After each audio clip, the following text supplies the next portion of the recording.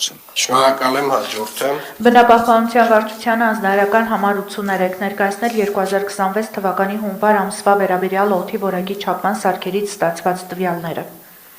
Պարոն քաղաքապետ, Երևան քաղաքի շինհրապարակներում տեղադրված 186 սարքերից ստացված տվյալների համաձայն օդի որակի ինդեքսի միջինացված արժեքը PM2.5-ի համար կազմել է 159, իսկ PM10-ի համար 88։ 2025 թվականի միևնույն ժամանակահատվածի համար այս ցուցանիշները կազմել են PM2.5-ի համար 137 եւ PM10-ի համար 71։ Միևնույն ժամանակ անդրադառնալով մեր կողմից իրականացվող միջոցառումներին պիտի նշեմ, որ այս պահին արդեն իսկ մեր օդի մշտադիտարկումը, օդի որակի մշտադիտարկումը իրականացվող սարքերի դեշբորդում հնարավորություն ունենք իրականացնել կանխատեսումներ, որը դեռևս փորձարկում ենք համեմատելով նաև հիդրոթերապևտաբանության կենտրոնի կողմից տրամադրած տվյալներով եւ առաջիկայում պատրաստ ենք իրականացնել մի շարք ուսումնասիրություններ, որոնք հնարավորություն կտան մեզ բացահայտելու PM2.5-ի բարձր ցուցանիշի մարդածին պատճառների բաշխվածությունը։ Հիմա մշակում ենք օրինակ մեքենաների արտանետումների մշտադիտարկում իրականացնող սարքերի տեղ պայմանների, տեղ բնութագրի մշակումը, որից հետո կարողանանք այդ սարքերը ձեռք բերել, հասկանալու համար, թե օրինակ մեքենաների արտանետումների մասով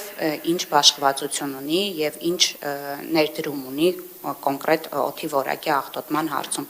Այնուհետև այս գործողությունները իրականացնելուն զուգահեռ կարողանանք արդյունքների հիման վրա արդեն մշակել որոշակի սահմանափակումներ։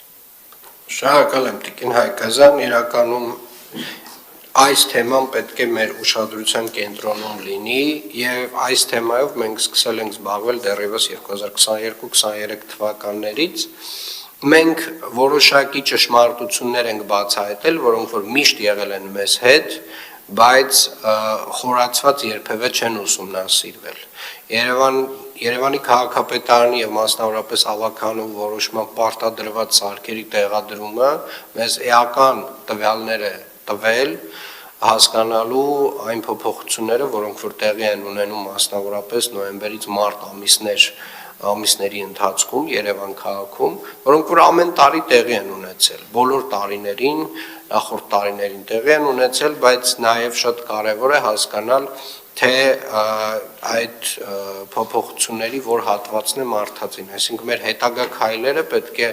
նպաստեն այս տեղեկատվության հարստացմանը եւ ըստ այդմ նաև մեր քաղաքականության մշակմանը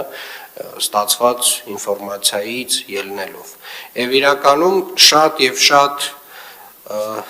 տարատեսակ կարծիքներ են հնչում, ոչ մասնագիտական, հիմնականում